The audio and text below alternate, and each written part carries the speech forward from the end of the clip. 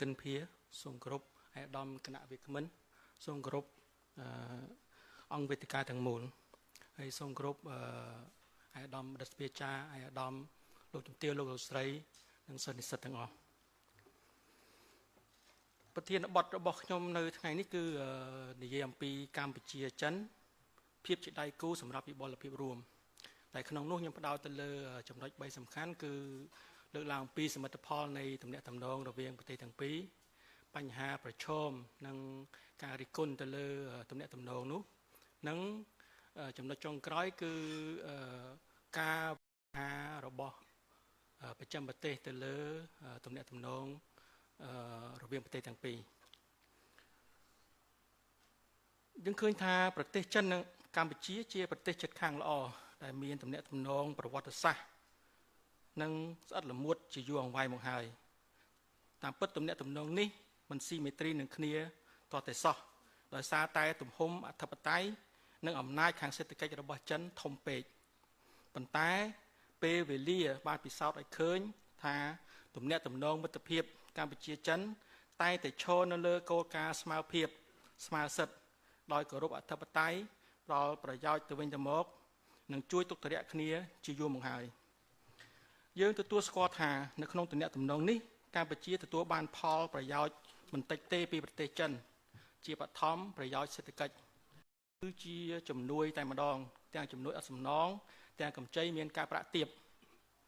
នៅក្នុងកិច្ចអភិវឌ្ឍជាតិកម្ពុជាត្រូវការមិត្តភ័ក្តិបរទេសដែលផ្ដល់ប្រយោជន៍ឲ្យគ្នាទៅវិញទៅមកបែបនេះដោយបានកត់សម្គាល់ជំនួយហិរញ្ញវត្ថុរបស់ចិនមានសារៈសំខាន់មិនតែសម្រាប់ការអភិវឌ្ឍសេដ្ឋកិច្ចជាតិប៉ុណ្ណោះទេប៉ុន្តែគម្រោងហេដ្ឋារចនាសម្ព័ន្ធត្រូវបានអនុវត្តដោយប្រាក់កម្ចីនិងជំនួយអត់សំណងរបស់ចិនក៏បានជួយលើកមុខមាត់ឲ្យប្រទេសកម្ពុជាក្នុងឆាកអន្តរជាតិមួយផ្នែកណាមួយផងដែរប៉ុន្មានឆ្នាំមកនេះប្រទេសចិនបានក្លាយជាប្រទេសវិនិយោគធំជាងគេជាដៃគូអភិវឌ្ឍសំខាន់និងជាសម្ព័ន្ធមិត្តដ៏រឹងមាំនៅក្នុងវេទិកាតំបន់និងអន្តរជាតិរបស់កម្ពុជាភាពជាដៃគូនេះបានរួមចំណែកយ៉ាងសំខាន់ដល់ការអភិវឌ្ឍហេដ្ឋារចនាសម្ព័ន្ធកំណើនសេដ្ឋកិច្ចវឌ្ឍនភាពសង្គមរបស់កម្ពុជាទន្ទឹមនឹងការជំរុញគំនិតដូចខ្សែក្រវ៉ាត់និងផ្លូវរបស់ប្រទេសចិននិងផលប្រយោជន៍ភូមិសាស្ត្រនយោបាយកាន់តែទូលំទូលាយរបស់ចិននៅក្នុងតំបន់អាស៊ីអាគ្នេយ៍ផងដែរយើងឃើញថាសមិទ្ធផលនៃទំនាក់ទំនងរបស់កម្ពុជាចិនគឺជាវិនិយោគិនបរទេសលំដាប់កម្ពស់របស់កម្ពុជាដោយដែលអាដាមវាគ្មិនខាងដើមបានលើកឡើងអញ្ចឹងដែលមានទឹកប្រាក់រាប់ពាន់លានដុល្លារបាននឹងកំពុងវិនិយោគលើវិស័យហេដ្ឋារចនាសម្ព័ន្ធអ្នកទ្រព្យកសិកម្មនិងផលិតកម្មការវិនិយោគរបស់ចិនជាកម្លាំងជំរុញឲ្យកំណើនសេដ្ឋកិច្ចរបស់កម្ពុជាកើនឡើងគួរឲ្យកត់សម្គាល់ក្នុងវិស័យសំណង់កសិកម្មឧស្សាហកម្មទេសចរណ៍និងទូរគមនាគមន៍ចាប់តាំងពីសំណង់អគារធំស្ពានថ្នល់អាកាសយានដ្ឋានវារីអគ្គិសនីវិជ្ជាភ័ណ្ឌរថយន្តរហូតទៅដល់សណ្ឋាគារនិងរមណីយដ្ឋានគម្រោងសំខាន់រួមមានផ្លូវល្បឿនលឿនអាកាសយានដ្ឋាននិងតំបន់សេដ្ឋកិច្ចពិសេសដោយឡែកពាណិជ្ជកម្មរវាងប្រទេសទាំងពីរក៏បានកើនឡើងដោយកម្ពុជានាំចេញភាគច្រើនជាផលិតផលកសិផលនិងប្រទេសចិននាំកម្ពុជាវិញជាគ្រឿងចក្រជាគ្រឿងអេឡិចត្រូនិកនិងសម្ភារៈសំណង់ជាដើម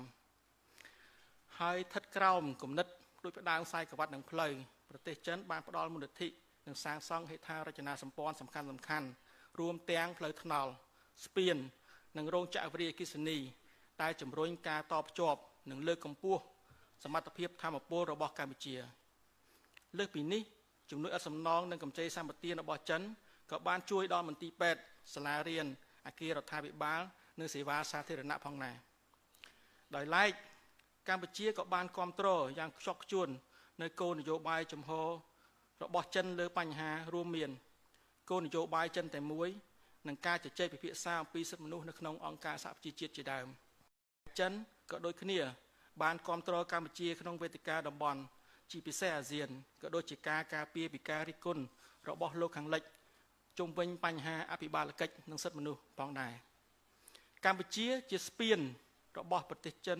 ក្នុងការកសាងទំនាក់ទំនងជាមួយបណ្ដាសមាជិកអាស៊ាន ជាច្រកសម្រាប់ចិនក្នុងការផ្សាយឥទ្ធិពលនយោបាយនិងសេដ្ឋកិច្ច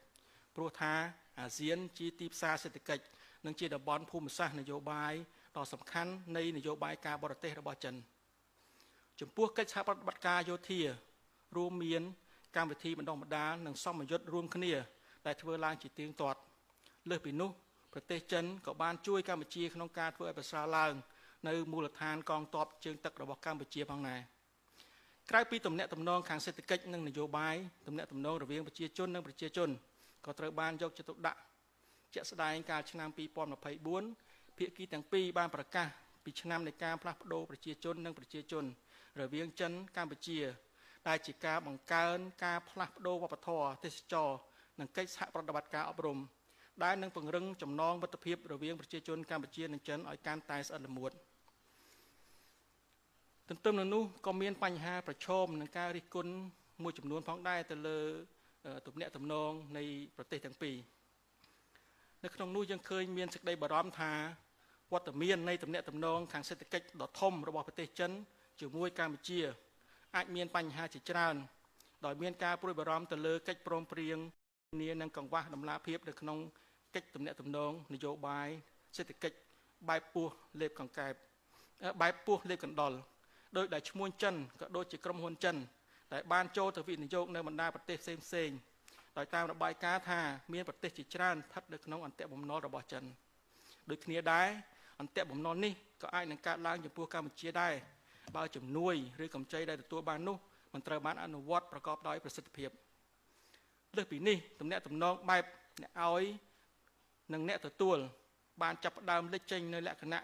ជាអ្នកទទួលកាន់តែច្រើនឡើងពីព្រោះកម្ពុជាបានពឹងផ្អែកកាន់តែខ្លាំងឡើងលើជំនួយនិងកម្ចីរបស់ចិនបានបន្តទុននយោបាយនិងសេដ្ឋកិច្ចជាច្រើននៅក្នុងប្រទេសកម្ពុជាទន្ទឹមនោះចិនក៏ស្វែងរកការពង្រីកទីផ្សារសម្រាប់ទំនិញនិងសេវាកម្មរបស់ខ្លួនផងដែរជាក់ស្ដែងលំហូរដ៏សន្ធឹកនៃផលិតផលចិនអាចនាំឲ្យមានផលប៉ះពាល់ដល់ច្រវាក់ផលិតកម្មក្នុងស្រុកជាពិសេសសហគ្រាសធុនតូចដែលមានភាពទន់ខ្សោយជាសុទិដ្ឋិនិយមលំហូរដ៏ខ្លាំងនៃផលិតផលចិននឹងជំរុញឲ្យឧស្សាហករណ៍កម្ពុជាប្រឹងប្រែងកាន់តែខ្លាំងដើម្បីប្រកួតប្រជែងជាហេតុនាំឲ្យមានភាពរីកចម្រើនក្នុងវិស័យផលិតកម្មតែជាទុតិយនិយមលំហូរនេះនឹងសម្លាប់ឧស្សាហករណ៍កម្ពុជានិងផលិតកម្មកម្ពុជាហើយជាចុងក្រោយកម្ពុជានឹងនាំចេញផលិតផលវត្ថុធាតុដើមដែលមានតម្លៃថោកហើយនាំចូលមកវិញនៅផលិតផលសម្រេចដែលមានតម្លៃថ្លៃក្រៅពីសេដ្ឋកិច្ចផលប្រយោជន៍ខាងនយោបាយក៏ជាផ្នែកមួយនៃទំនាក់ទំនងជិតស្និទ្ធទ្វេភាគីនេះដែរដែលជួនកាលធ្វើឲ្យកម្ពុជាពិបាកការរក្សាតុល្យភាពនយោបាយការបរទេសជាពិសេសទំនាក់ទំនងជាមួយប្រទេសលោកខាងលិចនិងដៃគូអាស៊ានបញ្ហាប្រឈមដ៏ធំសម្រាប់កម្ពុជាគឺការទទួលបានផលប្រយោជន៍សេដ្ឋកិច្ចជាអតិបរមានិងការរក្សាឲ្យបាននូវស្វ័យភាពជាយុទ្ធសាស្ត្ររបស់ខ្លួនក្រៅពីបញ្ហាប្រឈមនឹងការរិះគន់យើងឃើញមានការវិវត្តន៍របស់ប្រជាប្រទេសលើទំនាក់ទំនងរវាងកម្ពុជានិងចិនផងដែរកន្លងមកទំនាក់ទំនងកម្ពុជាចិនត្រូវបានវាយប្រហារដោយគំនិតអគតិមួយចំនួនដូចជាកម្ពុជាជាកូនអុករបស់ចិនក្នុងការបំពេញមហិច្ឆតារបស់ចិននៅក្នុងតំបន់ប្រទេសចិនជាប្រទេសធំដែលចាំលេបត្របាក់និងអូសទាញប្រទេសតូចៗតាមរយៈជំនួយហិរញ្ញវត្ថុ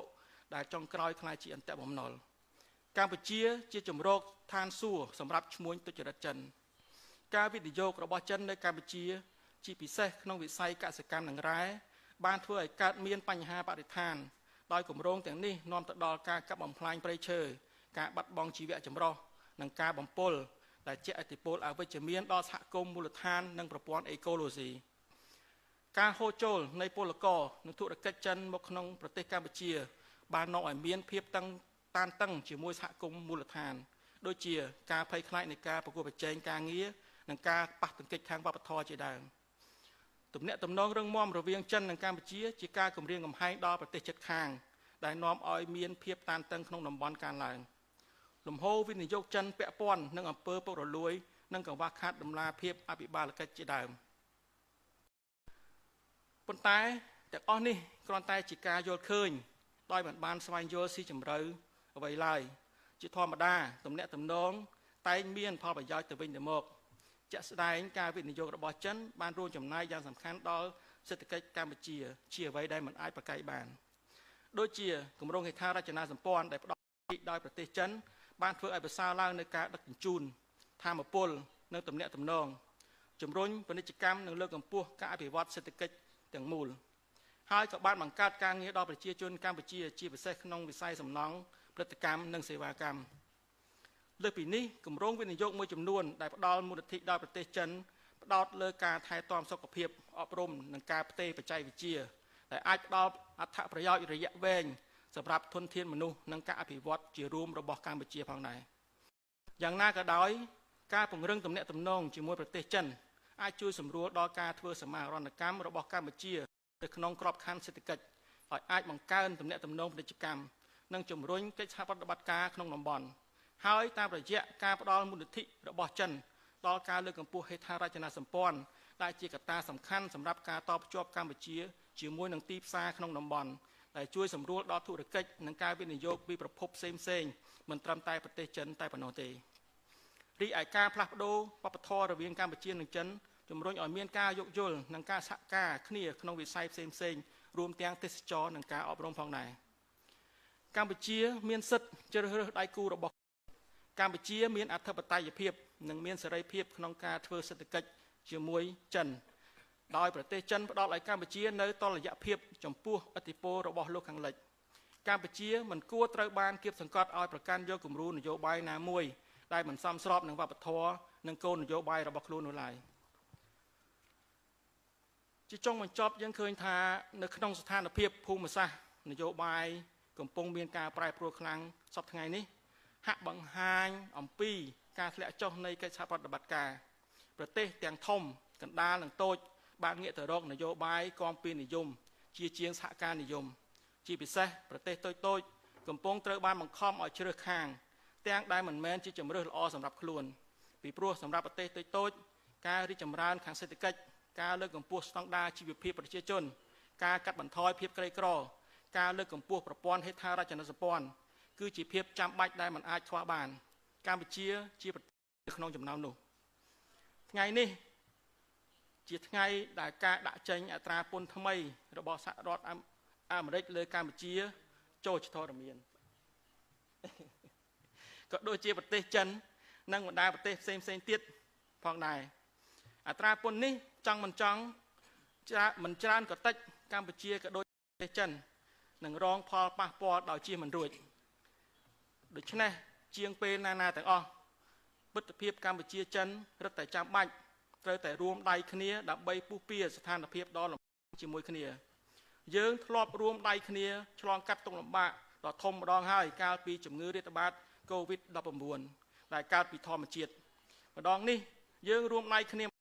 ឆ្លងកាត់ទុក្ខលំបាកដែលកើតចេញពីប្រទេសដែលជាម្ចាស់ទស្សនៈទានសកលភាវូបនីយកម្មយើងឃើញថាទំនាក់ទំនងរវាងចិននិងកម្ពុជាមានលក្ខណៈចម្រុះ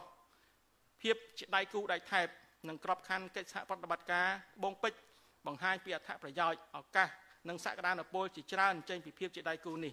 ទំនាក់ទំនងទ្វេភាគីរវាងកម្ពុជាចិនកំពុងស្ថិតក្នុងដំណាក់កាលដ៏ល្អបំផុតនៃទំនាក់ទំនងបានក្លាយជាគំរូនៃការរស់ប្រកបដោយមិត្តភាពនិងកិច្ចសហប្រតិបត្តិការនៅចំពោះមុខនិន្នាការនិយមដែលកំពុងលេចឡើងនាពេលបច្ចុប្បន្ននេះសូមអរគុណ